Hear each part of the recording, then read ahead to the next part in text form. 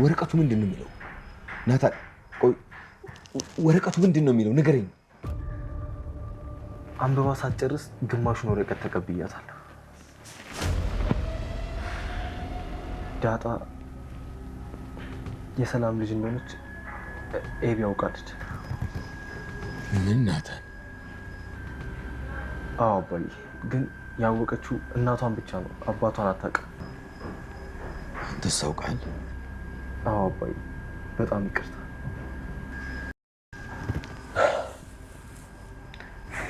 ለማዬ ይናገራሉ እያለች ነው። ስለዚህ በቃ አባዬ በሰዓቱ እሺ ከማለት ውጭ ምንም አማራጭ አልነበረኝ እኮ። አንተ ለእሷ እናትና አባት ተጨንቀህ እሷ ታስፈራራሃለች? አባዬ ተረጋጋ በቃ። አንድ ቀን በቁሜ እንደምትገለኝ ያውቅ ነበር። ቀድመህ ቤት ከደረስክ ከክፍሏ ሳትወጣ ይዘህ ጠብቀኝ። እሷም የኔ ልጅ እኔም የእሷ አባት። እጅግ የሚገርመውና እጅግ የሚደንቀው ነገር ናታን የተጨነቀበትን ጉዳይ ለጋሽ ደረጀ ተነፈሰው። ጋሽ ደረጀ ከአንድ ብርቱ ሁለት መድኃኒቱ። የበሰበሰ ዝናብ አይፈራም፣ ግድ የለም ናታን ንገረኝ፣ ጭንቀት እንኳን ወርጄው ወጥቼው አላልቅልኝ ያለ መፍትሄ ያጣሁበት ቁልፍ ነው ይላል።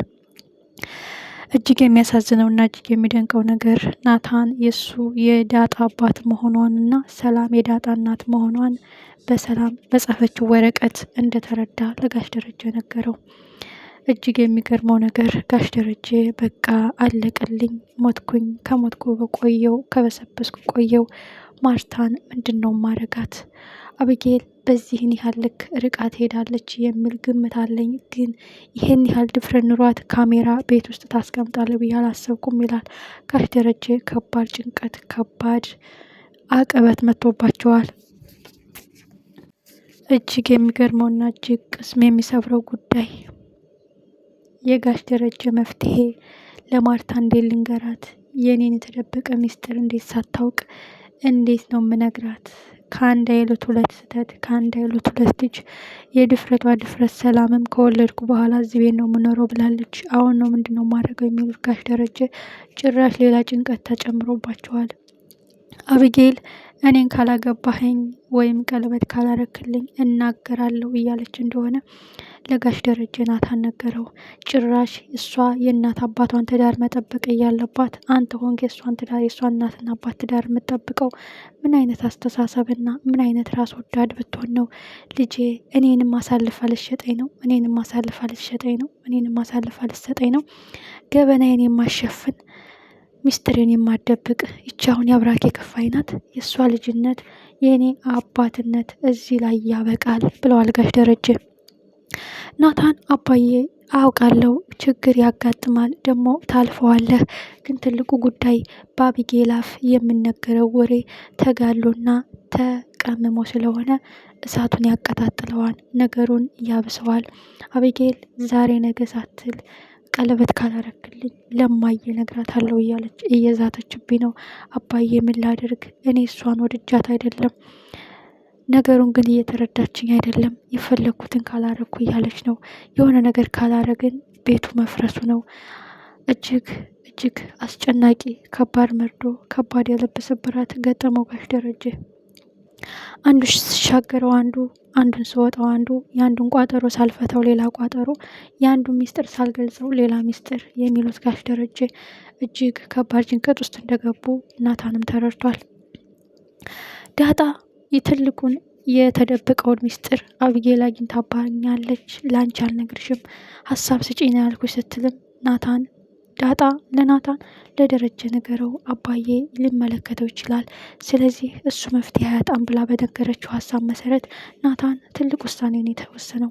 ይህም አሳልፎ ለደረጀ መናገሩ ካሁን በኋላ አብጌል ብዙ ጊዜ ጥፋቷን ሸፍኖላት፣ ብዙ ጊዜ ስህተቷን አርሞላት፣ ብዙ ጊዜ ገበናዋን ሸፍኖላት፣ ያጠፋችውን በሰው ስታሳብብ ያላጠፉትን ወንጀለኛ ያልሰረቁትን ሌባ ስታስብል ልጄ ናት አሳልፌ ያልሰጣትን በማለት እንደ አባት እሱ መክሮና ገስጾ የተዋት አቢጌል አሁን ግን አባቷን አሳልፋ ለመሸጥ አባቷን አሳልፋ ለመስጠት ጫፍ እንደደረሰች ሲሰማ የእሷ ልጅነት የኔ አባትነት እዚህ ላይ ያበቃል ብሏል ጋሽ ደረጀ።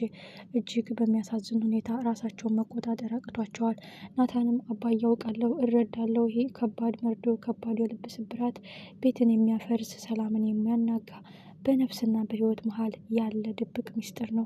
አቢጌል ደግሞ ታውቃታለህ፣ የፈለኩትን ካላረኩ እያለች ግራ ገብቶኛል አባዬ ምን ላድርግ የሚለው ውሳኔ ትልቅ ውሳኔ የወሰነው ናታን ቢያንስ ደረጀ መፍትሄ አያጣም የሚል ግምት አለኝ።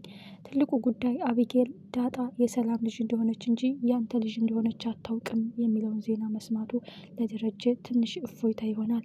ዳጣ የጓደኛዬ ልጅ ናት፣ እሷም ከሰላም ወልዷት ብሎም ሊያማኝ ይችላል። ግን አንቺ ማነሽ አትብሌ የተባልሽውን እስኪ መርዝ ነስነሽ ልስጥሽና እንቺ ብዩ ብሎ ቢሰጣት አሁን ይህን ትበይዋለሽ አይደል? ትበይዋለሽ። ለምን? መሞት ስለማትፈልጊ ወይም እሾህ ላይ ውጭ ብልሽ አትወጭም። ለምን? ቁስል እንዳይሆንብሽ ስለምትፈልጊ፣ ህመሙን መታመም ስለማትፈልጊ፣ ስብራቱን መሰበር ስለማትፈልጊ ከፎቅ ላይ ወደታች ወደቂ ብልሽ አትወድቂም። ስለዚህ የሰው ሚስጥር የሰው ነው፣ የግል ሚስጥር የሰው ነው፣ የግል የሆነ የግል ነው። አንቺ ማንም እንዲያይብሽ ማንም እንዳይሰማብሽ የምፈልጊውን ቆፍረሽ መሬት ላይ ብትቀብሪው አንድ ሰው ተደብቆ ቢያወጣብሽ ምን ይሰማሻል? ስለዚህ የግል የሆነ የግል ነው። ቆይ አንቺ ከማን ወርሰሽ ነው? የውን አንቺ የኔ ልጅ አይደለሽምን? እውነት አንቺንማ ዲኤንኤን ማስመርመር አለብኝ ብሎ ጋሽ ደረጀ ምናልባት አቢጌልን አስመርምረው ወይዘሮ ማርታ ከሌላ የወለደቻት የሌላ ጋር አርግዛ ደረጀን አግብታ የወለደቻት ቢሆን 50-50 ይሆናል ማለት ነው። ደረጀ ጥፋተኛ ቢሆንም ማርታ ጋም ጥፋት ቢኖር ይህ ነገር ይጣጣል ብዬ አስባለሁ። ግን ማርታ እንደምናያት ከሆነች ፍጹምና ንጹሕ የሆነ ታማኝ አጋር እንደሆነች ነው እስካሁን የተረዳ ነው። መጨረሻውስ ምንድን ነው? አቢጌልም ዳጣን አንቺ ከሰራተኛ ተወልደሽ እኔን እህት ያትበይኝ እንደ አንቺ ከሰራተኛ አልተወለድኩም እያለች ዳር እያለች ነገሩን እያቀጣጠለችው ነው።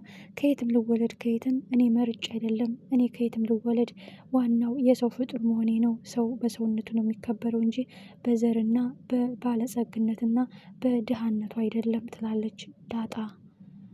እጅግ የሚገርመው ነገር የሚገርምሽ ነገር እኔ ከሰራተኛ እንደተወለድኩ እንዴት አወቅሽ?